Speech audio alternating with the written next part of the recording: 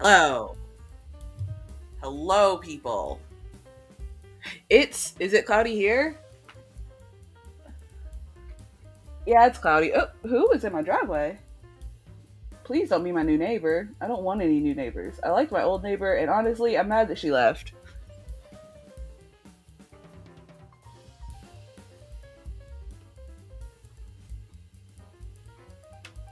But it is, in fact, cloudy here too. It was raining the other day and has been cloudy and cold ever since.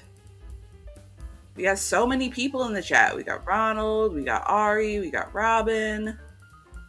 The gang is here. And my mother should be here shortly. In the meantime, I think I need to do some cleanup. Remember all those melatonin nightmares I was having? Maybe it's just my brain because I stopped taking melatonin because I ran out of melatonin and haven't gone back to get melatonin. Still having nightmares. I think it's just my brain. I think the melatonin definitely like increases the chance of a nightmare, but I think the nightmares are still locked there in my noggin because I have still been having them. Also, while we're talking about mundane, annoying things, my smartwatch, my $30 smartwatch that I bought that does basically everything a normal smartwatch does, but for $30, it has a silicone band, which I guess is like the cheapest band they can provide to you. But it has a silicone band, and I usually try to wear it on my left wrist because I have all of my bracelets on my right wrist, and I don't want to try to squeeze another thing there. But whenever I go to the potty at work and wash my hands, water will get under my smartwatch, like under the wristband, which the watch is waterproof. That's totally fine. I would like wore it in the hot tub in the ocean and stuff whenever we went on a cruise. But the water will get under the band and then the band will like rub on my wrist, and it's been leaving these like abrasions. It's been leaving just like marks on my wrist. Oh, there's one that I didn't even know was there that you can now see. There we go. Y'all know what the crossword is. But it's like, you see that? It's like, that's from water getting under. Mother, you can't just comment back in the green screen room. I'm stalling for you to come out. But the water will get under and it'll rub. And so it'll have like a shiny, there was one here, ignore my glitter tattoo that is super fading. There was one here that you can like kind of see, but it looks kind of like, when someone like has an abrasion or gets a burn or something. Oh my gosh, I didn't even know the background was Halloweeny. Ah. But when someone gets like a cut or something and then they have a scar and the scar is just like, it like smooth, shiny skin. It looks like that, and then the smooth, shiny skin like breaks away and there's like regular skin underneath. But I've stopped wearing my watch on this wrist because I'm afraid it's going to keep doing that and I'm just gonna have a permanent mark on my wrist, which I really don't want on this wrist. On this wrist I could care less. But on this wrist, this is where I put all of my henna whenever I'm like showing off henna to people. And so I don't want a weird like abrasion on my arm because I was showing off my glitter tattoo to somebody at work and it looked like I had freaking leprosy or something. My skin was falling off. I don't like it. So I ordered a new watch band. I ordered instead of a silicone one, I ordered one that was like woven cord, so it's like breathable. So it's not just gonna like rub silicone up against my wrist. But guess who didn't check the size of her watch and got a watch band that was too small? So I've got to order a new one. It was only $10, so I'll just order another one. But That just reminds me, I forgot to put my watch on this morning. Yeah, I don't have mine on this morning because I'm trying to get back in the habit of wearing it. Because your father gave me his Fitbit, because I had like a Fitbit, the Charge 3, and he had the Charge 4. Mm-hmm. But he's since moved up to a Samsung watch, and he has a Fitbit on one arm and a Samsung watch on the other because he just doesn't trust both of them to count his steps, even though steps don't really mean anything, but whatever. That's the thing I've never understood is counting steps with the device that is on your wrist.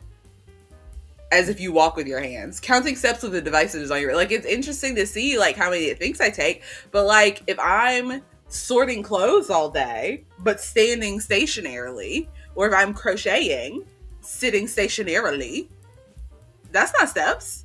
How does it know?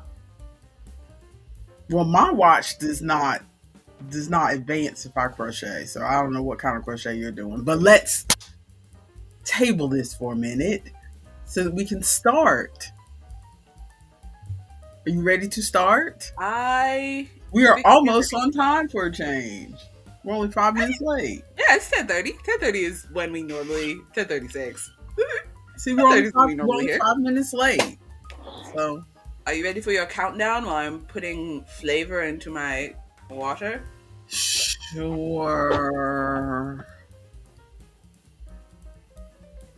Also mad about my nails. Hello, everyone, and welcome to the Wednesday morning edition of The Conversation Chair. I am your presenter, Dani, the lethargic lass. And here with me is my co-presenter, my partner in crime, and my wee bairn, Mio. Not Mio, try again. Artemis the Fatigued, as usual. Mio Mayo. Mio Mayo. And if you have never been here before, we are here for your body doubling needs. We are here to be your audio ambiance. Sidebar in the middle of the introduction.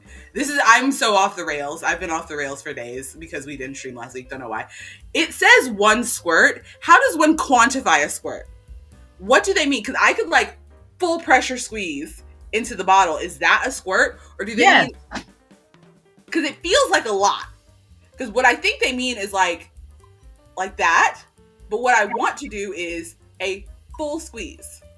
Is that a squirt? That's what they mean, a full squeeze. It felt like a lot. I felt okay putting that much in this bottle because it's a big bottle. But if I was using a regular bottle, they mean a full squeeze like that because it feels like a lot. Yes. Okay, continue. Audio ambiance. As we were saying, we are here to be your audio ambiance, your background sound, your morning nonsense.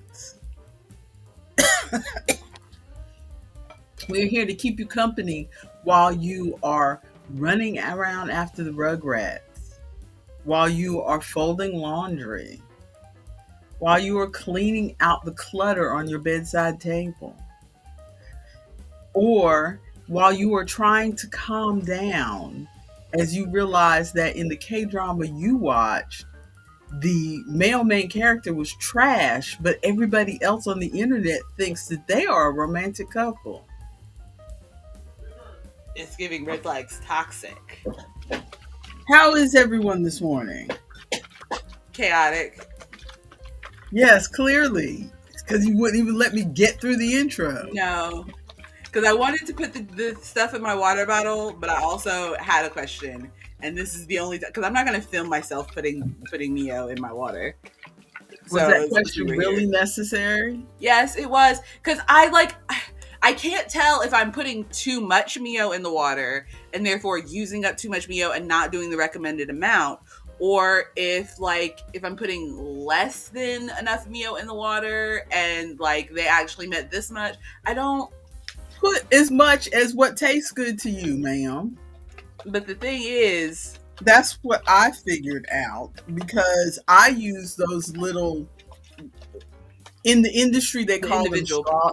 Yeah. They call them straws, but they're, the little packets. The little. Yes. I've only got and one. You're supposed to use 1 packet per 16-ounce bottle, 16.9-ounce bottle technically. And I've done that for a while, but lately that has, and when I say lately, I mean over the past year, that has seemed a little too sweet to me. So I use 1 packet per 32-ounce bottle. So basically, if I'm using a regular 16-ounce bottle, I will put it in, drink the bottle halfway down, then fill it back up with some more water, and drink it back down again, and then fill it up with some more water, and then finish it. Oh, you are doing it definitely a different way, because I've had some. I feel like some of I those. mean, I do have a 32-ounce bottle that I can just put the packet in, and would be easier. 32 ounces of water, but I don't like to use that bottle often, so I usually use my little 16-ounce thing and just see what I do, because I feel like some of those packets are definitely stronger than others. And so if I have a packet that I'm like, this is too much flavor for me, it needs to be diluted, instead of putting the whole thing in, drinking it, and then refilling it up, I'll just pour half the packet in, roll that little packet up, and put it back in the box. See, I don't want to be bothered with dealing with half a packet. See, I don't want to have my first half of the bottle be over flavored.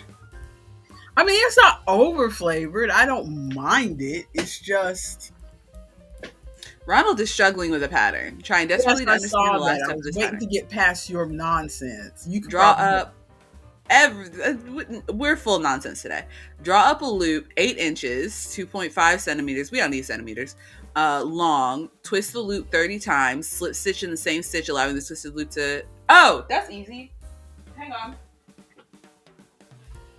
Yes, you know what he's doing. I know exactly what you're doing, because I know what he's doing too, but I'm not good at demonstrating on camera. It's for like a fringe of a blanket, right? Yeah, that's what it sounds like. Yeah, because it says repeat across top of blanket. So yep. Yeah. Give me a second to whip up a sample, like little square, and then we can. So while she's doing that, how is life going? First of all, I need to apologize. Apologize? Are you about to be canceled? Not apologize, because I mean, life is lifing, and it's not like, it's not like this is CBS or something. This is just the 5 of us chatting on a Wednesday morning, but I waited till the last minute to tell y'all I couldn't be there. Although I didn't get the headache. I'm talking about last week. I didn't get the headache until I woke up at like 4 or 5 in the morning. Okay, he figured it out.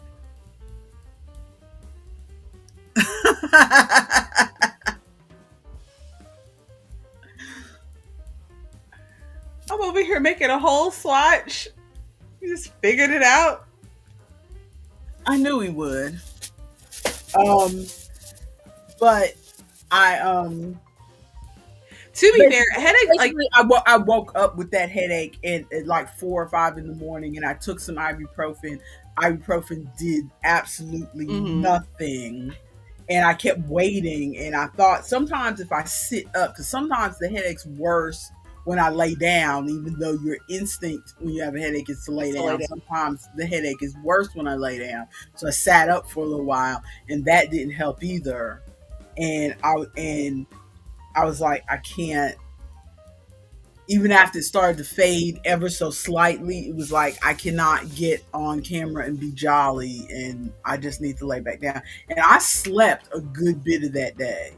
I just like sat up for a little while, and then I'd lay down and sleep for a couple of hours, and then sit up for a little while, and then lay down and sleep for a couple of hours. So it was one of those kind of days. So I apologize for waiting to the last minute to tell you guys that I would not be here. That's what that is. Okay, life updates. You got anything going over there, Chicky? Yes, I did an event this past Friday. Backing up. Because I can't remember if I talked about this on the previous stream or if I hadn't found out yet. But did I talk about Faye Nectar? I don't think you did. Faye Nectar is closing. Oh no, you definitely didn't talk about that. Yes, their that's a bummer. Yeah, their final day is going to be the 30th of November, and then I think with the hurricane and everything, and their area, like over in that area, because they were like on the lake, they basically are right outside this little like tourist trap town where people sell like Mm-hmm. tchotchkes and all that stuff. And like a lot of people would go there, but I don't think that entire area has recovered. And so no one's like going out there to vacation or anything. And it's like, Mm-hmm. and the people are having a hard time getting out there because some of the roads are still closed. So I Mm-hmm. think they just had from what it looked like in their social media posts, they just had a hard time recovering and have not been able to get back in the black. Oh, that is sad. I mean, Yeah. I feel sorry for all the people out there. And because, when a storm like that passes and it's not in the news anymore, you think, oh, okay, everybody's gotten back to normal, and to hear that they're not back to normal, that there's still roads that aren't open It's going out there. literally the few weeks ago when it was the anniversary of the hurricane, I had to stay off of Instagram, I'm always off of Facebook, but stay off of Instagram and everything because so many people were posting videos that were like, this is Western North Carolina after the hurricane, and they're like, you think this is right after the hurricane? No, this was last week. Like there's still so much, like there are a lot of the like very very busy areas have like kind of gotten back to close to normal, but there's still Mhm. like a lot like businesses that have closed or moved, and a lot of like areas that like don't have as much money, didn't have as much help, are still like, you can see like mud, trees, trucks turned over, like it's Mm. rough. So Faye Nectar is closing. Their last event is the 30th of November. I'm gonna see if I can try to go because I'd like to go before they leave and go as like Yeah, a patron and not a yeah. vendor. And then, but we'll see because Wayne's surgery is on Halloween. Mm. Okay. So yes. So he is having, for anybody in the chat who doesn't know, he's having major mouth surgery, having several teeth removed. Um, so that is on Halloween. He's supposed to be out for 2 weeks. He finally got papers from work that he truly didn't know existed, that he could apply for a short-term disability for the time that he's out. Oh, good. Yes, which like as soon as they knew that he was having a major surgery, he was going to be out for a couple weeks, someone should have given him that paper. Yeah, But yeah. anyway, I'm still on that. Why And is when did everybody at work when did not you telling everybody things? when Hmm? did when did you say Faye Nectar is closing? The 30th of November, so the Oh, end of next month. okay. Yeah, So you still have time to go before they close. yeah. Okay. But sorry. The first thing that I was saying, I had an event this past Friday. Just thinking of events that made me think of Faye Nectar. I can't remember if I told you, but um, but I had an event on Friday, and it was frustrating. I was trying to stay positive. Mhm. But I went to the event, and it's a place where I traditionally have done pretty well, especially if they're outside events. And Mhm. their original email said, they messaged me and they're like, hey, we're having this event. It was like a gem and glass show. So people were selling like crystals and like glass and stuff. Mhm. And they're like, hey, do you want to come and do face paint and henna? And I'm like, sure. So that was like over a month ago that they sent me that email. I asked off of work, was able to get everything set up, and Mhm. this is at a brewery, Mhm. but it's a brewery that has a very big like outside lawn, and so whenever they host events, it is always like big family friendly events because people will bring their kids, and their kids will like, they have bike trails around the brewery, so people will bring their kids, and their kids will like ride the bikes around and play out on the lawn and kick the soccer Mhm. ball and blah blah blah. Yeah. So Well, picnic kind of atmosphere. basically, so I first get there and absolutely no parking. And so I'm like, okay, trying to stay positive. I Is this a park. place? You said you've worked this place before. Yeah, I've vended here multiple times before. Okay. Um, and so there's no parking, which I was like kind of prepared for. I was very frustrated because I pull in first, realize I did not grab my henna from the house, have to go back to the house, but there was no parking when I first showed up. And so I was like, okay, I'll go grab my henna and maybe someone will have cleared a spot. I go back to the house because the house is like 10 minutes away. I drive Mhm. back to my house, pick up the henna, drive back out to the place, and still no parking. So I park in the little like fire lane area that's close enough for me to be able to carry all my stuff up. And I'm unloading my stuff from the car, and somebody's like, "Hey, do you need a cart?" And I'm like, "Yes, please," because I did not bring my cart. So I always forget that I need my cart. Because this is an event that I was vending by myself. I didn't have Wayne or anybody with me. And so I borrowed the cart, and I'm like carrying my stuff over. And I'm like, okay, gotta stay positive. It's a nice warm day. Sun is out. I didn't bring my tent because it didn't say there was going to be any rain. And it said the high was going to be like 50, 51, 60 something. So the high is going to be very cold. Mm-hmm. Like it was below 70 was the high. So I was like, okay, I'm not going to bring my tent. I'm just going to sit out in the sun. It's going to be comfortable. I get out there and it was hot. Oh no! Yes, the sun, because I had on a long sleeve, a tank top under the long sleeve, and then a sweatshirt over the long sleeve, because I was thinking it was going to be cold. It was the sun was beaming down. It was hot, and so I start setting up. Luckily, one of my friends is also there, and she's like, "Hey, Artemis, you want to be neighbors?" And I'm like, "Yes." And so I have a friend. Good, things were looking up. I get the attention of one of the people setting up the event, and I'm like, "Hey, so I'm doing okay setting up this spot that I'm going to do," and she's like, "Perfect," and I'm like, "There is no parking," and she's like, "Oh, don't worry, I'll just give you a parking pass. You can go park in the gravel lot," and I'm like, "Great." Why don't you do this every event? Because like they tell everybody to park. There's like a street just outside. There's the brewery, which has like a bar in the brewery. So this is a place that people are like going to like, it's not just brewing the alcohol. People are going there. Uh-huh. So there's the brewery, and the brewery. I know what a brewery is, ma'am. I don't know. There's the brewery and the brewery parking lot. And then there's the street off of the parking lot that has a little bit of parallel parking. It's got like maybe 15 spots. And then they have like a separate lot out there that's like basically employees only.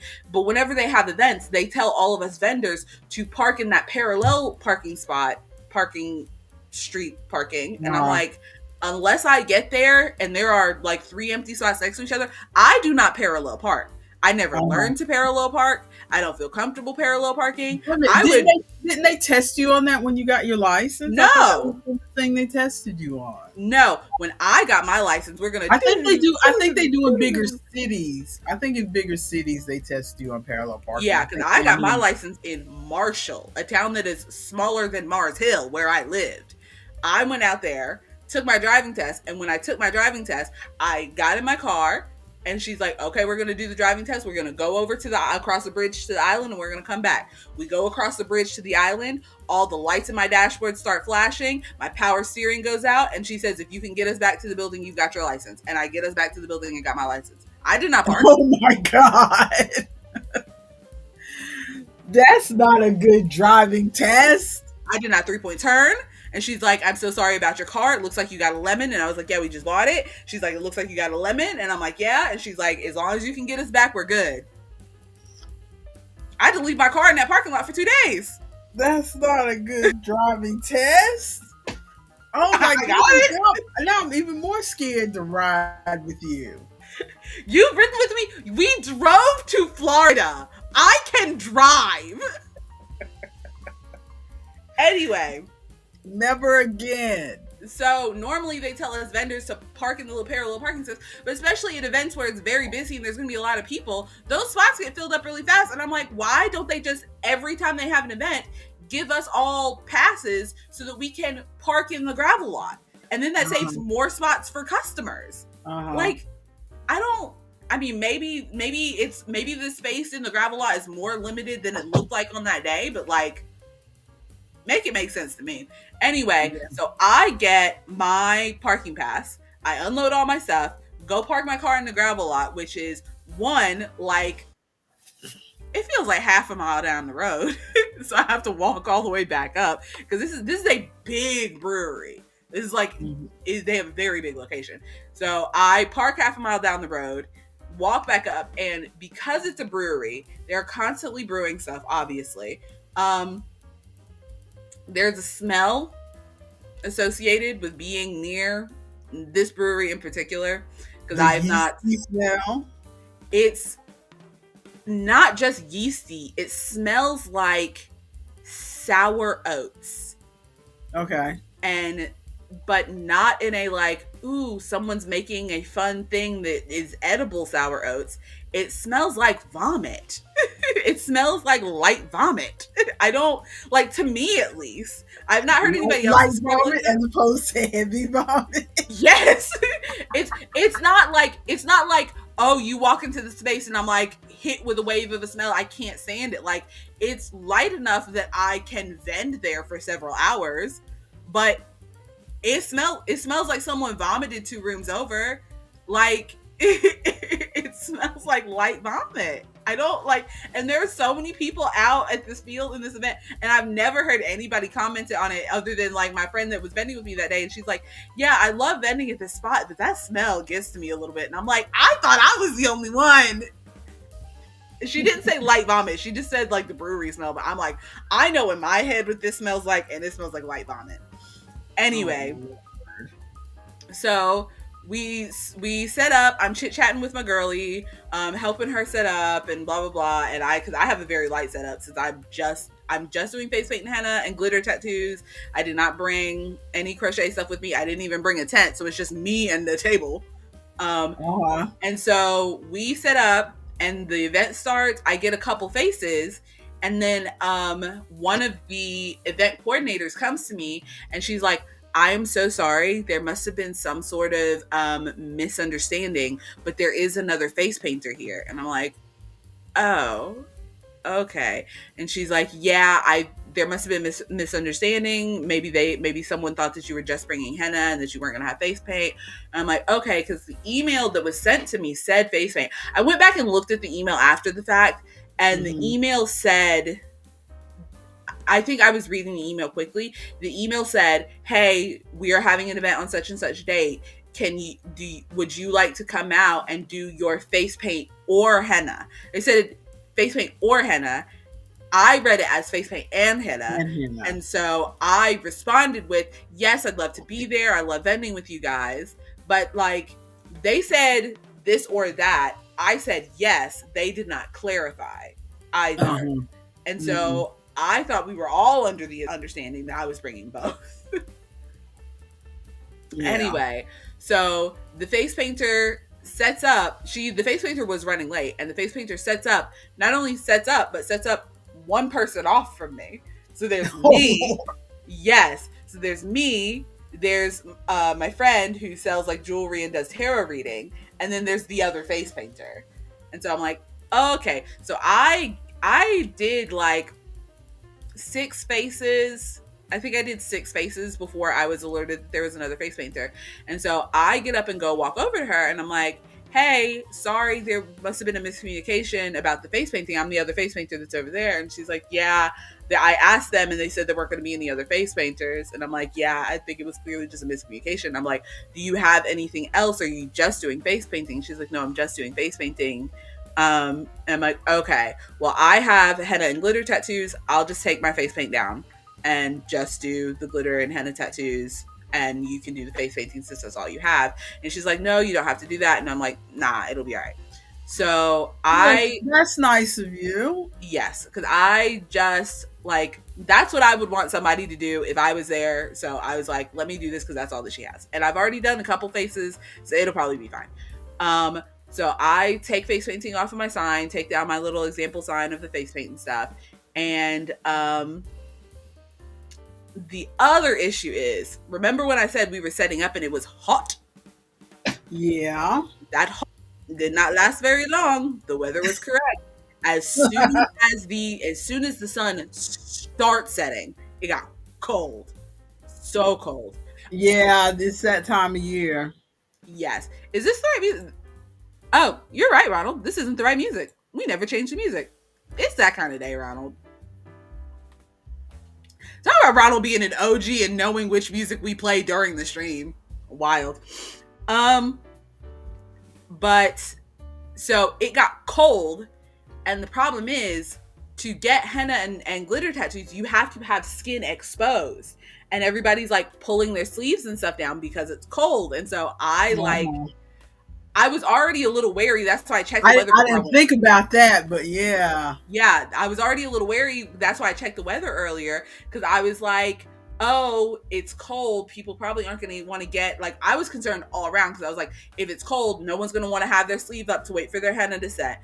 No one's going to sit still long enough for the glue to set. Or the glitter tattoos I felt a little confident about, but no one's going to be like showing them off because their sleeves are going to be down. And the kids are probably going to like balk back at the face paint because the water's going to be cold. Like, I don't know how much business I'm going to get, but I started getting some face paint, and then the other face painter showed up, and then I made like $100 that day with like maybe 110, 120.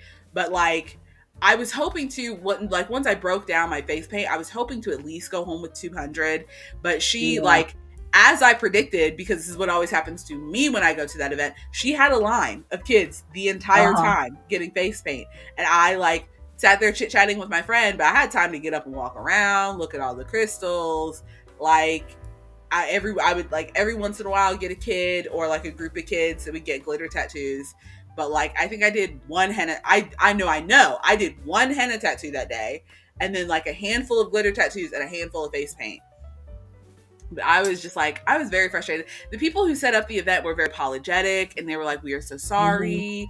And like, one of the people was like, oh, I just heard about the face painting thing. Like, do you drink? Can we offer you a case of beer? And I was like, nah, it's okay. I mean, I'm not a big drinker. I'm not gonna take a case of beer. What am I gonna do with a case of beer?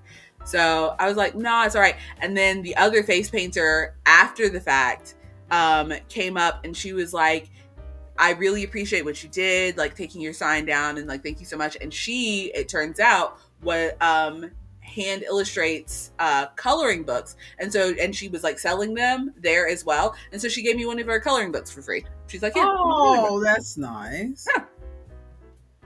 So it turned out nice, but I was still a little frustrated. Cause like, I can imagine, because you haven't been doing shows, and to get yourself together to go do one, and then for it to not be successful, and then just be sitting out in the cold. Yeah, but that's frustrating. Yeah, so that was my event on Saturday, and then I've got, but I did get contacted. Oh, go ahead. Sidebar. That I sent you a thing because YouTube keeps sending me these ads about this venue in Asheville that does weddings and stuff. And I said, this, just looking at the pictures, because it's just a whole video montage of the grounds. And I'm like, this sounds like that place that Maya did a big wedding at. And that's why I sent you the video. Do I remember? Did I fully look at that video? Let me go back and look. And so I asked if you had done a venue there, done a thing there, and you never said whether you had or not. I was just curious. But so while you're pulling that up, what other life events have you got going? That's about it. Wayne's got his surgery coming up. I've got a birthday party scheduled in November, but it's like mid-November, so that's a ways off. And then today we've got the farmer's market, and today is the farmer's market is doing a what are the words I'm thinking of? They're doing a fundraiser where some of the local people in the area, because we're real artsy up here, so a lot of potters in the area donated some bowls, and then the vendors all made soups, and so everybody's going to come in and you can donate money, and for your donation you get a bowl with a serving of soup and some focaccia, and you get to like sample all of the soups and like vote for which soup is your favorite by like putting $1 in their little jar to vote. And the money that we raise for that is going to go towards, so we have a SNAP double up program, SNAP, the like food stamps. We have a SNAP double up program where when people come and swipe their SNAP, for the first $20 that they get off their SNAP card, they get an extra $20 that they can use it for fruits and veggies. But that group, that program by ASAP is like losing funding. I mean, SNAP also is losing funding. Yes, I think getting shut down. But well, it's supposed to be like state by state basis, so we'll see how it goes. But so our fundraiser, before all the Snap information came out, our fundraiser is basically raising money so that instead of when people run their Snap card, they get extra money that they can spend on fresh fruits and vegetables. All of this money that we raise is going to be like, they run their money for Snap and then they just get extra Snap tokens that they can use for like whatever they would use their Snap on. So like food, all that milk and all that. So hopefully that goes well. I am not actually working the market today. One of the other vendors bought an inflatable unicorn costume and is like, I want somebody to wear this costume. And I'm like, okay, say less. So I'm going to be dressed up as a unicorn today. Because this is also the Halloween market, because it's the last one before Halloween. Oh, good Lord. Well, I just have a few things that aren't really, they probably should go in shower thoughts, but I'm just going to do them up front now because I don't have a lot of crafty stuff to show. Mm-hmm. So, first off,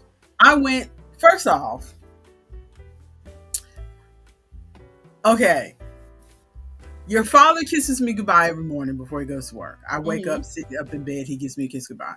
He kissed me goodbye the other day, last week. Well, I can't remember how many days ago it was. And first thing I've just met, usually he says like a little thing like see you tonight or whatever, and then he's out the door because he's like rushing to work. So it's not time to have a chat. Yeah. So like he gives me a kiss, I get my hug, he says, your lips are chapped, and out the door he goes. And I'm like, and oh, I can't wait, Ronald. We'll be there in just a second. I'm gonna speed through this stuff. So my lips are chapped. I'm like, oh my goodness.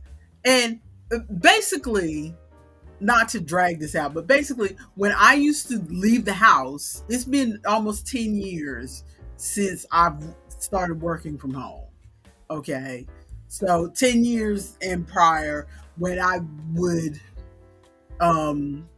leave the house to go to an office, I was very particular. And even when I was in high school, I was very particular about, I always had lip balm or lip gloss or something in my purse because I was very worried about my lips. I wanted to make sure they wouldn't be, even though I didn't wear makeup, my lips, I always had something on my lips because I was worried about my lips looking all crusty. Mm-hmm. And so my lips, I always kept my lips soft and whatever. But somewhere along the line, I haven't bought anything for my lips in at least 5 years because I've just, I'm in the house. I'm not out there among the elements or anything. And I had for a while, I had leftover lip balms and stuff because, sometimes you get, like your father, when he worked when Sprint still existed, your father would get swag bags from Sprint. When they did a good job, they'd give them stuff that had Sprint all over it. You have a Sprint blanket and a Sprint this and a Sprint that. And I'm looking at one of those blankets right now, as a matter of fact, and it's cold in here. I think I want to get up and get that blanket. I mean, I have a blanket on my lap, so. But so I was just using up every lip product that I had left from the swag bags and stuff. So I didn't think about buying lip things. And then somewhere along the line, I stopped putting stuff on my lips altogether. I just didn't think about it.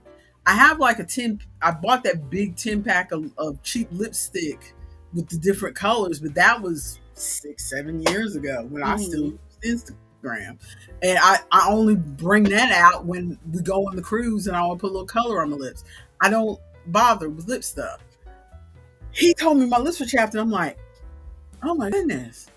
Oh, it's the end of the world. I can't have chapped lips. My man has to kiss me. So I immediately went online and, things have advanced in the lip world since I bought stuff. And they have this stuff called lip oil. I said, well, that sounds good. I've never tried a lip oil before. Usually I use a lip balm. I've never tried a lip oil before. Let me try this. I watched a few reviews. They said it's not as thick and sticky because that's one thing about lip gloss. Yeah, lip gloss is kind of sticky, right? So I'm like, okay, all the reviewers said lip oil is not sticky like lip gloss. So I'm thinking in the word oil, I'm thinking it's going to be, like putting a little bit of coconut oil on your lips, because I've done that before in a pinch. So I'm thinking it's going to be like a little bit of coconut oil with some color. Nope. So I bought this thing. Okay. Fat oil. Oh, that's the kind that they use in the videos. Is it so they can have the big like drips going down their lips? Okay. No drips. First of all, I don't know if you can hear this because I don't know where my microphone is on this thing, but it was tight. Yes, it's very tight getting it out of there. So you have this little tiny dot. You have this big fat applicator. You only can get this little tiny dot at a time. Because it pulls it all out when you're pulling it out of the container. And I know you can't see inside it, but it's a very skinny hole. Yeah. And I'm putting more on my lips now because it's already gone. And it's sticky. Oh! It's sticky. It's just not oil. Lip gloss. All this is lip gloss. It's not oil. It's lip gloss. And that would be fine if I paid $2.99 for this. Do you know how much this is? This is $10. Yeah, I was gonna say that's NYX. It's probably $8 or more. Oh my goodness. So I'm using this every day because I spent $10 on this. I'm gonna use it till it's gone. Wild. And it's okay, but it's not what you wanted. As far as my lips being chapped, I used it as soon as I got it. I used it all that day because I got Walmart Express delivery, put it on my porch in an hour. You were serious about these chapped lips. Because I need to get my kisses. So, and so the next morning, your father's like, better. And then out the door. That's all he said, one word. He kissed me, said better, and went out the door. So it did okay. But it's $10. Yeah. And not only that, but I'm cleaning my drawer out yesterday. You found another lip gloss? I found a brand new unopened Carmex tube. Would have solved all your problems. I've been using that. Not only that, but I tried a little bit. Your brother had a tube of something called, I think it's Art Naturals or something. Mm-hmm. And I recognized the art on the packaging on the little tube. That worked better than this, by the way. Ooh. And you can get a box of like 8 of those tubes for like $6 or $8 on Amazon. So don't be surprised if you see them in your Christmas stocking. Okay. Because those, I tried that he had. And I remember when your father worked at Sprint, in one of the swag bags, they had this really good lip balm. Mm-hmm. And it was the best lip balm I ever used. But they had put the Sprint logo on it, so you didn't know what it was. Over the outside, and when I tried to peel it off, it just like peeled all the print under it off. So I didn't know what lip balm it was. Turns out it was that Art Natural stuff that your brother is using. Okay. That's the best lip balm I've ever used. And I'm saying Art Naturals, but I think it's something else. Mm-hmm. I will try to remember the name, and because I put it in my shopping list. But I thought about Burt's Bees, Ronald. Only because I just have that nostalgic. I've never really used Burt's Bees, but it used to be all over the place in the stores. Mm-hmm. When I was in my 20s. And so I've always thought of that as kind of a fancy thing for some reason. I don't know why. Fancy? At Angles? What do you mean? I know they sell it everywhere, but for some reason there was something about it that made me think, oh, this is better than chapstick, or this is fancier than chapstick. Because, I grew up with chapstick or taking a swipe out of the Vaseline jar and putting it on your mouth. So Ronald says, I got a facial once, and the lady told me not to use chapstick. She recommended Lanolips. He bought some, but he didn't like it. What is Lanolips? No, the Art Naturals thing, I really like those. I'm telling you, y'all are all gonna get some for Christmas Okay. because it's the best lip balm I've ever used. So I've learned my lesson. But I was trying to be a lady, and Mm. it's not even any. You can't even see. There's not even any color. There's like a bit of a tint there. It's like a little pink. You can barely see. There's no color on this. Boogie boogie boogie. What is he boogieing about? Okay, so I spent too much on that. Okay, went for my tooth cleaning last week Mm-hmm. at the dentist. And I don't know if this girl asks to see me every time or what the situation is, because they have different hygienists, but I get the same one. Not boogie, bougie. Oh, Bougie. bougie. Okay. Well, thank you, Ronald. It brings out the natural color of my lips. Thank you. Thank you. So, I get the same dental hygienist every time I go and get my teeth cleaned. Mm-hmm. I don't know. It's like the first time I was in, we kind of bonded a little bit over reading books. And so now every time we talk about books. Mm-hmm. So she cleans my teeth every time. Well, and she happens to be a fan of Colleen Hoover, which I am not her books are not my thing. Who's Colleen Hoover? Colleen Hoover is a very popular author right now, and a lot of people read her. But then there's a lot there is a contingent in the book world who are like, her books are a little bit problematic. How so? I want the tea. I mean, some of the things that I don't read her books, so I can't speak to. I know that her books are not my taste because I've read her synopses, and also because I don't read contemporary. You know me, I read monsters and aliens and time travel. I don't read contemporary, so she's just not for me. And she's very melodramatic. Her plots are very melodramatic. Okay. Ronald said there's no monsters, vampires, aliens, or Bigfoot, so there can't be any true romance. Quit making fun of me, Ronald. I just like there to be something different, some witchcraft, some something. There's got to be something different because I live in the real world, so I want to read something that's escapist. You know this about me. Yeah. So, and her books are they're very overwrought. There's people getting beaten by their husbands and cheated on and kidnapped, and I don't want to read all that. Mm-hmm. Okay. Very overwrought. But she's telling me about her last Colleen Hoover that she's reading that's about to be turned into a movie, which I've been beat over the face with that ad for Regretting You. Mm-hmm. Which is a Colleen Hoover. And sidebar for 2 seconds. The ads have truly lost their mind.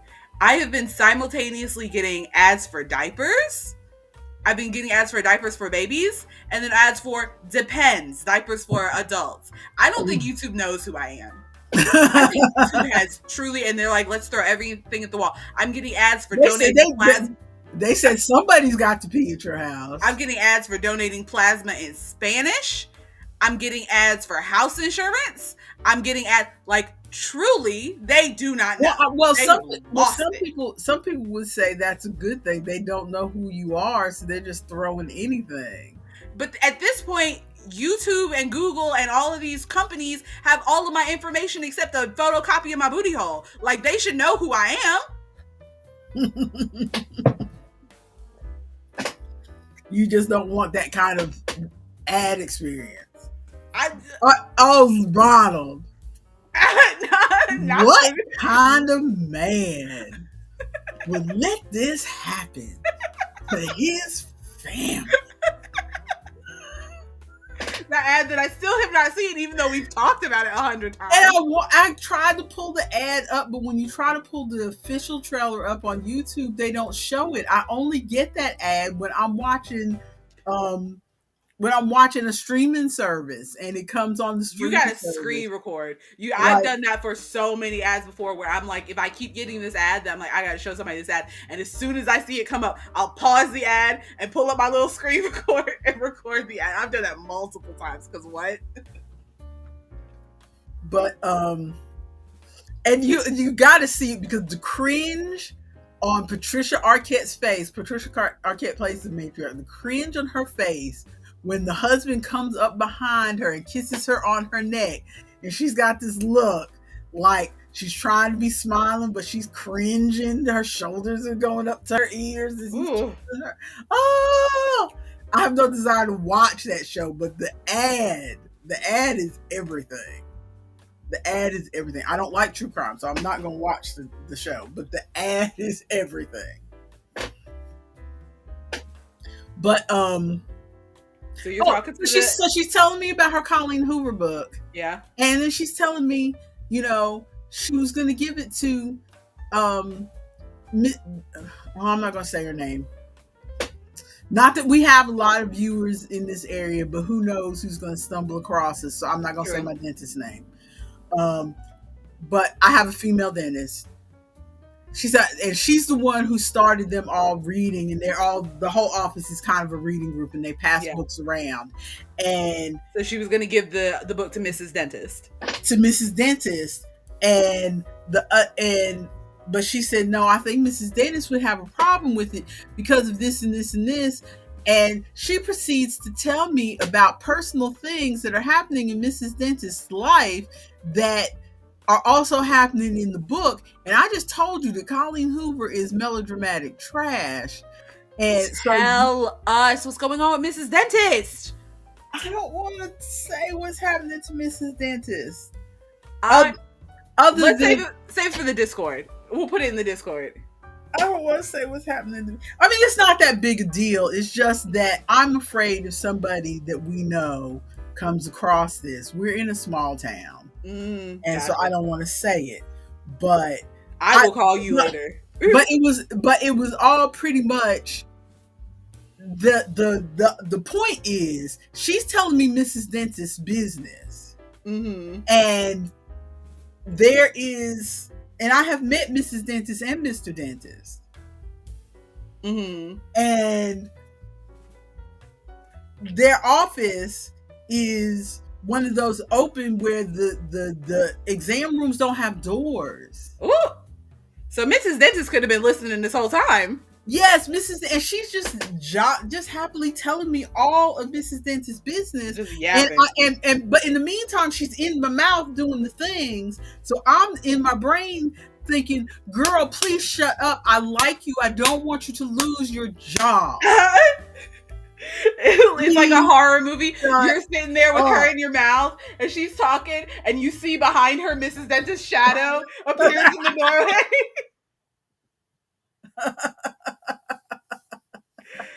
Ronald, stop it.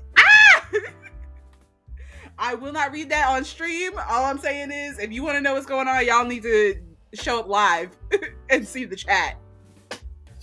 But I'm like, don't spill the tea. I mean, I know you feel comfortable with me. And we've kind of got this little rapport going from our, quarterly visits. But please don't tell me Mrs. Dentist's business. You are the exact opposite of me.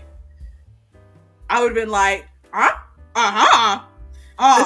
especially since I was thinking of getting some stuff. They divide their business up to where Mrs. Dentist does the general dental stuff and Mr. Dentist does the like if you need to get implants or anything like that. Specialty. And your father and I were talking about me getting, dentures or something like that for these missing teeth. So I think I would have to go to Mr. Dentist. But after what she told me, I don't think I want to go to Mr. Dentist. Ooh, because now Mr. Dentist's business. And I mean, the way I'm saying it builds it up to more than it is. And it's not. I mean, it's a tale as old as time. But I didn't need to know it because they're my dentists. See, I am the exact opposite. I'm like, these are people that I see once a quarter, And also, I'm not required to see these people. I could go to a different dentist. Like, if I stop going to see them, I won't go to another dentist. why? You don't understand. I don't. One thing to know about me, people, is that I don't keep up a regular routine with almost anything. That's why we've never been able to build up traditions in this household, because I can't keep up. The minute I say this is a thing I'm going to do, I immediately doing something else. Switch to doing something else. And so, like, I've gone to a hairdresser who's done a wonderful thing to my hair. She's done a great job. I give her a great tip. Never see that person again. Because I go to a hairdresser like once every 10 years. True. So I never go back to the same person twice to get my hair done. Yeah, I never go back to the same. The fact that I have seen this dentist more than twice is just like crazy. The only other medical professional I saw more than twice was the doctor who delivered you kids. Because I had the same doctor for all four of you. Now that we're on this subject, how does one find a, what's it called? Your general care doctor? What are they called? Your primary care doctor. How does one find a primary care doctor? Because anytime I hear people talk about primary care doctors, they're like, "Oh yeah, I've been seeing Mr. Johnston since I was 2, and he's just the family doctor." Like, if you move to a new city or something, how do you find a primary care doctor? Now, Google primary care doctors. Back when 20, 30, 40 years ago, you especially if you live in a small town like we do, you went to whoever was recommended. Mm-hmm. Usually there was only 2 or 3 doctors in town that you could go to. Like when I had you kids, there were only like 2 practices in our town that did obstetrics and gynecology. Mm-hmm. So I either went to one of those 2 practices or I went to the health department. Well, I worked at the health department, so I knew all those nurses and stuff. I didn't want any of them with their hands up my hoo-ha.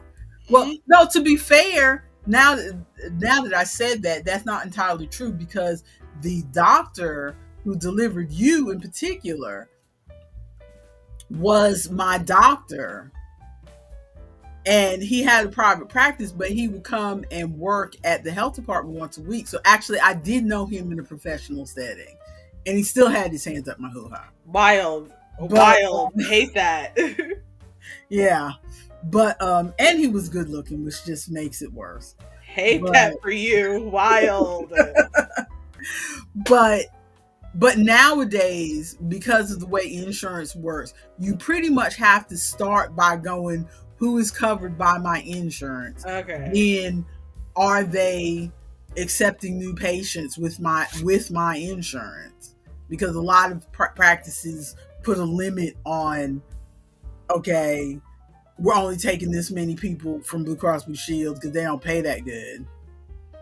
And we're only taking this many people from here and whatever. And then after all of that, then you make a visit and go see them. And then it's kind of like, ooh, I don't like his personality. We need to switch to somebody else. You know what I mean? Whereas 50 years ago, you kind of just went to whoever the doctor was in town. I don't like this. You don't like the drink stuff? The flavor isn't that bad. It, like, any of the drinks with caffeine have like a twinge of like, there's a chemical in here. Yeah. But I don't like drink mixes that say they add caffeine. I don't like that. This is like, because I wanted some caffeine this morning, and this is quicker than me like making a whole thing of coffee and then my coffee getting cold, even though I have a nice cup. It doesn't taste as bad. Like, it's got a little bit of a chemical flavor, but it doesn't taste as bad. But in this metal bottle, it smells like pool water. Oh no. It smells like I just came from the pool bowl. Ronald said that when he moved there, they did research on primary care physicians. They asked people on Grindr, friends, etc. And they found Dr. Dr. Hottie. Hottie. He's not that great of a doctor, but he's good to look at. Dr. Hottie comes in like, so I've removed your appendix. And Ronald's like, that's not what I was here for. And he's like, oh, well, sorry for you. And he like swaps his hair. I was like, I guess I have no appendix now. Dr. Hottie. So one other little thing, and then we'll show whatever crafty things we've got. Ari said, we're just going off the rails.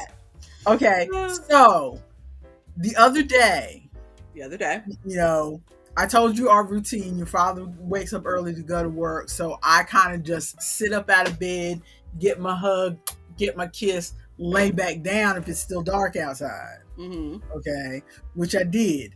And I got all comfortable, squished up in the corner, whatever, sleep. And then all of a sudden, I heard a little knock. And I'm like, well, if it's one of the kids, I am going to ignore it because I'm still sleeping. And then I heard squeak on the floor. Then I felt like somebody putting a knee down on my mattress, like they were going to tap on my shoulder. Did you have an intruder? And then I heard Dani in my ear. And so I jumped up out of my sleep. I jumped up and I looked around and the door is shut and the kids are not in there. You had a ghost? I'm like, what is this? And so I said, that's crazy. But, you know, since I've already jumped up, now I got to pee. So I got up, went to the bathroom, came, you know, we have an ensuite, so it was quick business. Came back, sat down in my bed. I said, well, I'm awake now. Let me sit up for a minute and play my little card game. So I picked up my phone, and the first thing on my lock screen is that 2 minutes ago, the time when I heard the whisper in my ear, I missed a call from your Aunt Terry. Now, my phone was on silent. So when my phone is on silent, it doesn't buzz, it doesn't ring, it doesn't make any kind of noise. So I would not have heard that call from your Aunt Terry. So what did her spirit jump out of the phone and go in my ear and say, wake up? You had a ghost. And so I saw her. She sent me a text right after that missed notification and said, you know, I'm coming through Mount Holly. Let me come get your computer because my computer needed to be fixed. And we had done this whole thing of your father was going to take it to the airport and take it to Barry because Barry works at the airport with him, and they were going to hand it off in the parking lot and blah blah blah. You know, all this complicated mess because I don't drive. Yeah. And so, but she happened to be coming through Mount Holly.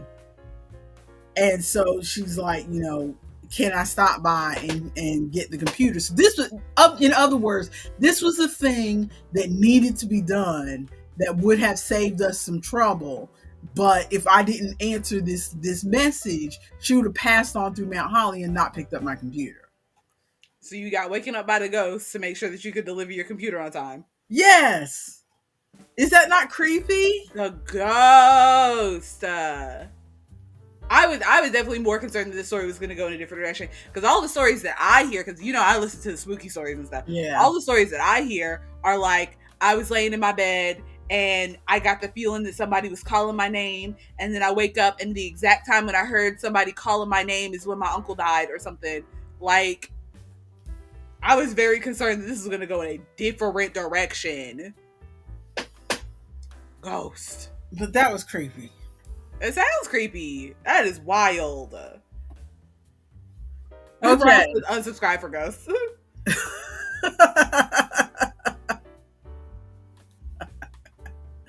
Okay, so do we have any arty crafty, yarny crafty things? I have some that I am actively working on at the moment. Yeah, I know that feeling. So it's Halloween. Well, this is the Halloween market that I was saying earlier. And I just casually, without really thinking about it, agreed to make pieces for my friend's Halloween costume. So my friend is the market manager, and we're doing a like a matching unicorn thing. So I'm gonna be in the full inflatable unicorn costume that was made for someone definitely smaller than me, by the way. When you said unicorn costume the first time, I was thinking, are you going to fit in this costume? Let me Not to be rude, but it's not even that it was made for someone like my body width fits in the costume, but it is too short. It was made for someone much shorter than me. Like, let me, because those inflatable costumes, they inflate a lot. But let me see if I can find because Wayne took picture and video of me in the costume when he was helping me with the costume, and then posted it in our D&D Discord because he loves embarrassing me, I guess. Oh, so cute! It is enormous. And you can see, like, right down here, there's a little window where your face is supposed to be. But so that's. I've been seeing a lot of inflatables lately because of the protest. Yes. So I know where your face goes. So that's where your face is supposed to be. But my head is like up here. Oh no. And you can see, like, you see where it is on my arms. Like, truly. Can you get to the breathing holes at least? Oh, you can breathe in there. It's got a fan that keeps it inflated. So I'll be breathing just fine. I'm just more concerned about like moving around in it because I was going to be walking around all market inside there. Yeah, that's how it inflates. It starts off. I didn't know there was a fan. Yeah, that's how it inflates. It starts off like as just like a big like I'm wearing a parachute essentially, and then there's a fan that's right by like my butt that plugs into a battery pack that sits in a little pocket in the costume, and then the fan blows air into the costume, so you have to have it zipped all the way up, and then once it's zipped all the way up and like airtight, well, not airtight, but like, you know what I mean, it's zipped all the way up, and then the fan blows air into the costume, and that's what inflates it. I did not know that. Yeah, so it's all like I'm boy in a bubble in there, like it is all just like air around me, but it came with, so you saw that the arm part was blue. It came with some blue gloves, but the blue gloves stop right here. So they're expecting the sleeve of the costume to be right here on me, but for me to be comfortable and be able to move around, I need to pull the sleeves up to like here. Oh Lord. It is, and the place where the face hole is like down here on me. It was definitely meant for the lady that gave it to me. She is she's Hispanic. English is not her first language, and so I think some like cultural PC things don't always like jive. And so she gave it to me. She ordered it on Amazon and she gave it to me, and I was explaining it to her. I was like, yeah, I'm gonna wear it, but I think it was made for somebody so much shorter than me. And she's like, oh, it was probably made for Chinese people because they're like shorter. And I'm like, I mean, oh no. Their general population is shorter. They're the general population of Asian people in general. Eastern Asian, not Western Asian, but the general population of Eastern Asian people is shorter, and so like it definitely tracks. But like there was a better way to say that. Yeah. But yeah, well, I'm like, Ronald is telling me he started a new knitting project. Ooh, well, tell us more about your knitting project while I talk more about this costume. So the unicorn costume, I am wearing the unicorn costume, but my friend is also going to be a unicorn. So she has this little unicorn headband that she will whip out at any chance that we need a costume. I don't know why she keeps this in her bag, but she has this little unicorn headband, and she's like, can you make me like rainbow tail and rainbow mohawk to go with it? And I'm like, probably. So but she has to wear it today, right? Yes. And you're still working on it right now? Yes, because that's how much confidence I have in myself. So the tail I finished. I bet everybody can recognize what yarn this is. Oh my Lord, your favorite stripe. It's my heart's favorite stripe. So what I did was I made, I crocheted it flat, but I did the loop stitch. Do you know what the loop stitch is? Where you pull a loop down and then crochet over it, and so it leaves all these loops sticking out that kind of looks like a shag carpet. I don't think I've ever done that stitch before, but it looks good. Yeah, I've seen it done, but this is my first time, I think, actually properly executing it. So I essentially made a flat piece, and then you can see up here, because I used where is it? There you go. You can kind of see the green in there where I sewed it. So I made a flat piece and sewed it into a tube. I didn't even sew up the bottom because I was like, why does it doesn't need to be sewn up on the bottom. It looks like a tail. So I sewed it together, and then I made like a little crochet loop that she can tie around her waist, and then just like folded it over and threaded the loop through. So we have a tail that I think looks pretty good, honestly. I think it looks good. Considering I've never made it before and I'm making it on the fly. And then I'm making the mohawk, and I'm doing essentially so how the same. Is she going to attach the tail? She's just gonna, so the tail is attached to this little thing, so she just unties this and will tie this around her waist. Okay. And it'll hang. Are those strings long enough for her waist? Yes, because she is smaller than me, and this is big enough to fit. Like, I looped it around a lot. This is big enough to fit around my natural waist up here, not my around my tummy, but it's big enough to fit around my natural waist. So if it fits around my natural waist, it'll fit around her just fine. Worst case scenario, I'll pull out some more yarn. Okay. I'm not concerned about that. That was my least concerned part. I was just concerned about the tail looking decent. But so I am making the mohawk now, and this is the same thing. So this is what the inside of the tail looks like. Is it's flat, and then I just folded it over. So this is going to be the mohawk part that I need to attach to this. That's the only issue that I'm having is, one, how long do I need to make this mohawk? And two, because I want it to get through the range of colors. So I'm hoping that I've got like a little bit of green at the tip here. I'm hoping that I can like hit purple and then be done, because I want to get the range of colors. I'm just trying to figure out, like, should I make it so that the mohawk stops at the back? Should I make it so that the mohawk like has a little bit in the front? I don't know. Considering she's getting this for free, I'm sure she'll be happy no matter what I do. Well, probably make it so there's a little bit in the front, because then that'll get you to where you can get to the blues and purples. That's what I'm thinking. Mm-hmm. Maybe just make a flat strip and then kind of sew right here and right there so that it like sits on top of it. Yeah, I think that's what I'm going with. So I will continue working on that. You're close to done. Okay. Yeah. So that's not. Yeah. Yeah. Ronald said that he decided to try Kelsey's beanie. I have not seen the beanie, so I'm not familiar with beanie. It requires you to hold 2 yarns together. Oh no. 8mm circular needles. Okay. So that won't be so bad, because I'm holding 2 together, and I'm using the 6mm, but I was using a 5. He followed the directions carefully to cast on 56 stitches. Nice. So far, so good. Okay. So OMG, how did you make that? I'm doing here. Let me embiggen myself one more time. I'm doing the stitch right now. Let me see if I can. How do I? There we go. There we go. You're still there. So basically, how do I? This is one of those things because it's like facing me. So I'm basically single crocheting, but before I do the single crochet, I pull an extra loop out. So I'm going to try my very best to get this. So basically, I've got my string here. I will use my thumb to pull down a loop here, so that this is the loop that is going to be these loops up here. And then where's my stitch? So the loop is pulled on my thumb, and then I just go in and single crochet up here, further up the yarn. And then that loop just kind of stays. That was a terrible, terrible display of that.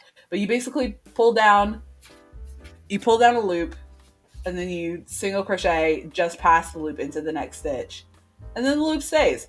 And you can see, you can sort of see on the back where there's like a few little raised pieces, because these loops, like, you can kind of pull them through in the back if you wanted to. So just be careful with that. But you can like go to the front and just re-pull the loops back out. What is going on with her? It's a stitch that I knew existed. I just needed to figure out how to do it. And I saw like multiple people doing it. I just had to find the way that I liked, and I like that one because I can like pretty quickly, because other ones that I saw are like, oh, you pulled it and it was just very slow. And I'm like, I know I'm not going to do this until the last minute. I need something I can do very quickly. Breaking news. I think I may have stopped the house from catching on fire. What happened? I went while you were explaining your thing. I've been chilly here this whole time. Okay. So I have a little heater that I do in the hall, which I can't plug in this room because It'll trip the breaker. it'll trip the breaker. So last winter I kept it in the hall. Right. So it's been in the hall, still plugged into the wall all summer, but just not turned on. Okay. Right. So I went to turn it on. And so I went to check and make sure that that the plug was pushed all the way in. And as I bent down, I'm seeing sparks from the plug. You got a ghost, you got sparks. What is going on? I thought, oh, it's just one little spark. I was going to push it in, and I take it, because I thought it was like maybe a static thing. Okay. But no, this was more like glowing ember sparks. I'm like, oh my God. So I said, let me go ahead and pull this out of the wall and maybe plug it into the other plug. I went to pull it out of the wall. How do I explain it? I don't have a plug here to show you. Oh yeah, I do. I went to pull it out of the wall, and this whole plug just melted off. And so it's still stuck in the socket. So now I have a plug with no, this is all gone. This is still in the wall, and this is just here. So I can't use that heater at all. Or that socket. Danger. Call an electrician. So I'll have to let your father know about that when he comes home. Danger, danger.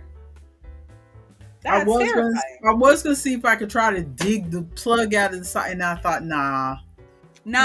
Let's just leave that there. That's how toddlers get electrocuted. Sticking stuff in sockets. What do you mean? Yeah, I thought about it for like 5 seconds. Let me dig that out, and then I thought, no, that's how I could get electrocuted.